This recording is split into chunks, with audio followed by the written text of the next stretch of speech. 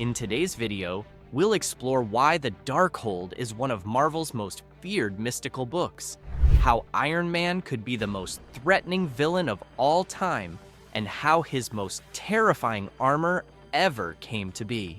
So come along, and let's dive into the entire story of the comic Darkhold, Iron Man, and one of the darkest universes in the publisher's history. A few years ago, within Marvel Comics, the Avengers read the Darkhold, and all were corrupted as a result. As some of you may know, the Darkhold is a mystical book of darkness created by Chthon, responsible for catastrophes, including the creation of various monsters in Marvel, including werewolves. Chthon is one of the elder gods of Earth and the first master of dark magic on the planet. In fact, he was a god, but with his corruption to the dark side, he degenerated into the form of a demon and was eventually expelled from Earth. From time to time, a group of sorcerers, wizards, or even villains attempt to bring him back, and this was one of those cases. Meanwhile, Marvel released separate issues about each of the characters involved, but corrupted, imagining what their stories would be like. One of the best parallel stories, in my opinion, is the one about the corrupted Iron Man. I guarantee right away that this comic is completely bizarre. I'm sure you will love all the horror elements, so pay close attention and watch this video until the end, because the story is about to begin. It starts with Pepper Potts, who describes herself as a scientist and secretary at Stark Industries, and mentions that she has been secretly in love with her boss, Tony Stark, for some time.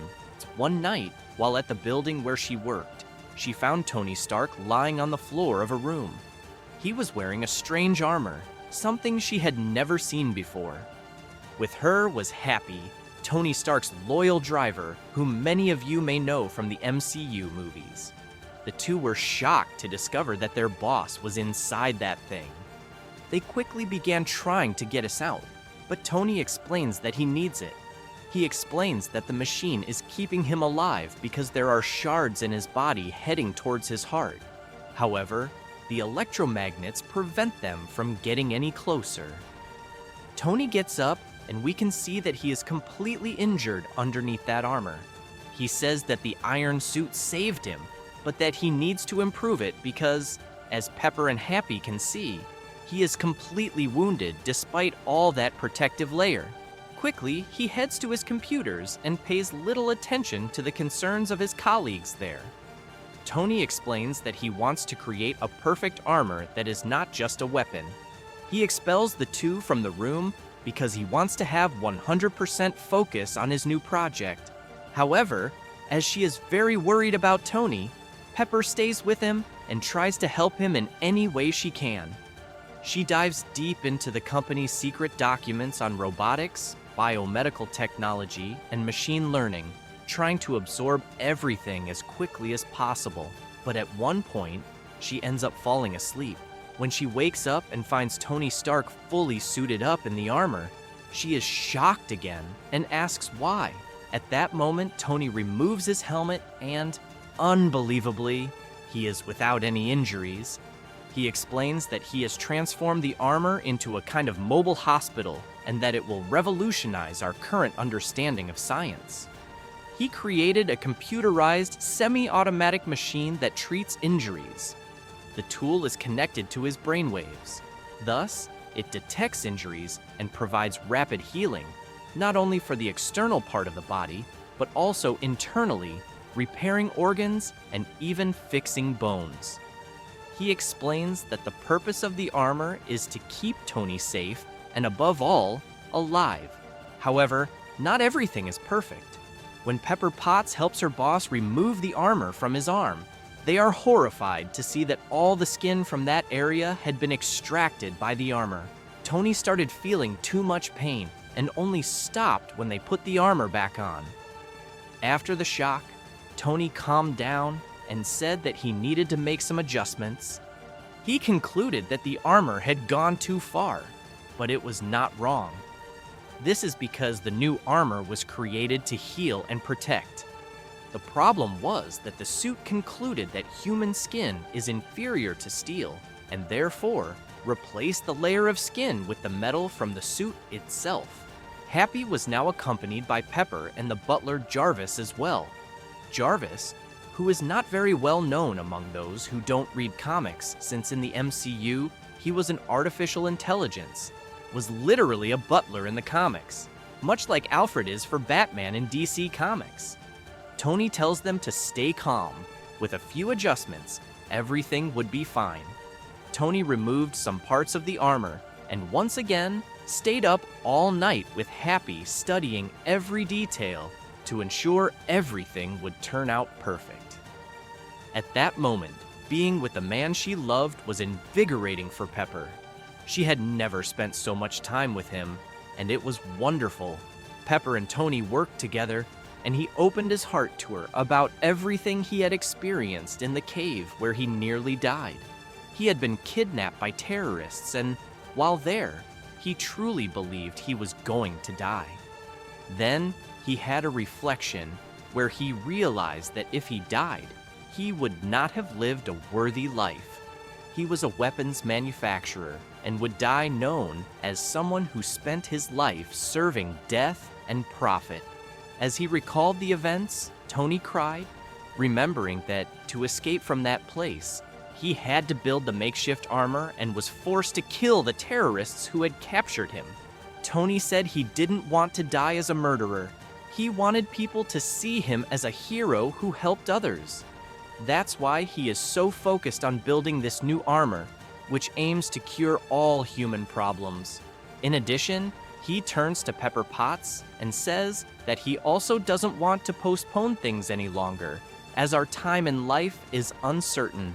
Then he gives her a kiss. Hours passed, and the two continued working hard on the project, doing their best up to that point. At one point, Jarvis brought them a meal, and it took only a few minutes away from Tony for him to appear fully dressed in the armor once again. But the sight was alarming. He couldn't walk properly and was leaking white liquids from inside the suit. To make matters worse, he hadn't even realized he was wearing the armor and ended up messing with all the equipment without noticing. Now, everything was more complicated. The armor had removed all the skin from his body. Desperate, Pepper loses hope, as now they cannot remove the armor under any circumstances. Otherwise, Tony would not survive. Then, he decides to return to his studies while dressed in that state, aiming to fix everything. While he is focused on the computer, he asks Pepper and Jarvis to go down to the laboratory and prepare a regenerative meal through a nutritional solution. The employees follow the order, but when they return, the situation is dire. Tony had activated the isolation protocol. A kind of reinforced glass prison had closed around him. He did this because he wasn't feeling well and had realized that something was more wrong than they imagined. In shock, Pepper uses the scanner machine to look inside the armor and ends up seeing something terrifying. The machine had destroyed almost all of Tony's organic tissues, and it's possible to see everything that was discarded leaking through the armor's gaps. Only the vital organs, like the brain and heart, were kept, and the machine was now merging with them. Crying, Pepper says that he will never be able to remove the armor, and in response, he raises his head and says that, for him, it's all right. After all, a metal shell is more resilient than vital organs. Then, Tony locks down the entire building. All access points had been deactivated. Pepper, Jarvis, and Happy were trapped inside with nothing more to do. A few hours later, Tony returns saying he had a brilliant idea. He came to the conclusion that the human body is flawed, that we constantly live with weak points in our organism. Suddenly, he pulls Jarvis and Happy into that kind of glass prison and simply throws the two men together into a single armor that he had just built. At that moment, Pepper narrates that she could hear bones breaking. Seeing that, she was horrified, but was unable to do anything to help. Moments later, This new armor, with what remained of Jarvis and Happy, begins to move just like Tony. Their bodies were practically replaced, and, logically, the brain was also affected. Hours pass, and while Pepper tries to cry without even knowing what was really happening, suddenly, the building is no longer in lockdown and starts functioning again. The doors are unlocked, the windows are opened, and, scared, Pepper hears a huge commotion outside. Then, she looks through one of the windows and discovers that Tony Stark is down below distributing various armors to the population, promising that they would be free from any human disease. At this point, it was too late, as with the help of machine automation, within minutes, a large part of the citizens had already entered an armor, and the number of transformations was only going to increase. The story ends with Pepper Potts crying inside the building until she feels a heavy hand on her shoulder. Stark calls her name, and, with his human body leaking through the suit's gaps, he leads her to her future. Tony had built an armor initially for her. And that's it, folks. I hope you enjoyed this terrifying story. It is definitely one of the most frightening and bizarre in all of Marvel, but quite interesting as it's an alternate storyline for the hero that is quite plausible. Indeed, Iron Man wanted to be seen as someone more noble and honorable by building his armor, but in this Darkhold created reality, everything was taken to the extreme. Don't forget to leave a like below and also subscribe to the channel. It helps a lot. Thank you very much for your immense support, everyone. A big hug, and see you next time.